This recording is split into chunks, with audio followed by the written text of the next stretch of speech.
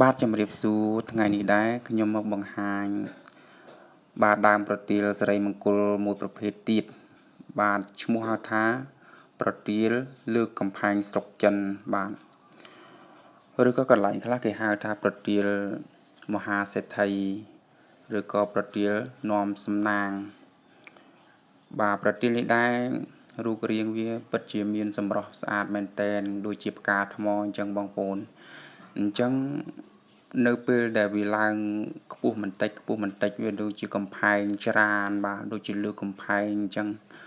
បាទអញ្ចឹងបានគេមានឈ្មោះថាដាក់ថាលើកកំផែងស្រុកចិនតែខ្មែរយើងភាគច្រើនគេនិយមហៅថាដើមមហាសេដ្ឋីបាទអញ្ចឹងឈ្មោះវាគឺពិតជាសំណាងបាទនាំលៀបនាំសំណាងបាទសមនឹងឈ្មោះរបស់វានឹងដូចជាសេដ្ឋីបាទអញ្ចឹងគេនិយមហៅខុសៗគ្នាកន្លែងដើមនេះដែរដាំហើយនឹងវាចម្រើនបាទចម្រើនរាសីចម្រើនបារមីហៅមាសហៅប្រាក់ដែរនេះជាការនិយមជឿរបស់បងប្អូនខ្មែរយើងបាទអញ្ចឹងក៏បងប្អូនដែលជឿខាងអបិយជំនឿផ្សេងហ្នឹងក៏គេនិយមមកដាំដើម្បីចម្រើននៅក្នុងការរកស៊ីឬក៏នឹងវិធីការពារផ្សេងតាមអបិយជំនឿព្រោះគេជឿថាគ្រប់ធម្មជាតិឬដូចជាដើមសិរីមង្គលឬក៏ប្រទាលវាតែងតែមានទេវតានៅចាំថែរក្សាអញ្ចឹងបងប្អូនដែលនិយមបាទដាំណែនាំឲ្យបងប្អូនដាំដើមនេះគេហៅថាដើមសំណាងបាទឈ្មោះរបស់វាគេកន្លែងខ្លះគេហៅនាំសំណាងបាទឬក៏ប្រទាលមហាសេដ្ឋីបាទឈ្មោះវាដាំហើយធ្វើឲ្យយើងនឹងជួបតែសេចក្តីសុខរកស៊ីនឹងចេះតែមានចេះតែបានធ្វើកិច្ចការអ្វីហ្នឹងក៏ចេះតែកាក់កបបាទហៅមាសហៅប្រាក់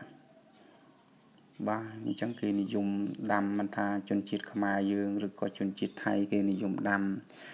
ដើមនេះដែរគឺទូទាំងពិភពលោកបងប្អូនបាទព្រោះអីវាមានសម្រស់វាផូរផង់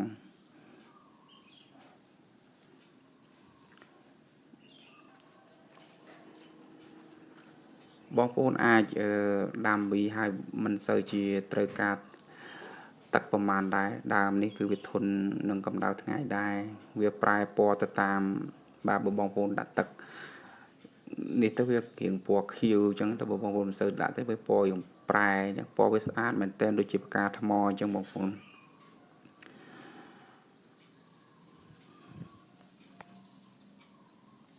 បាទ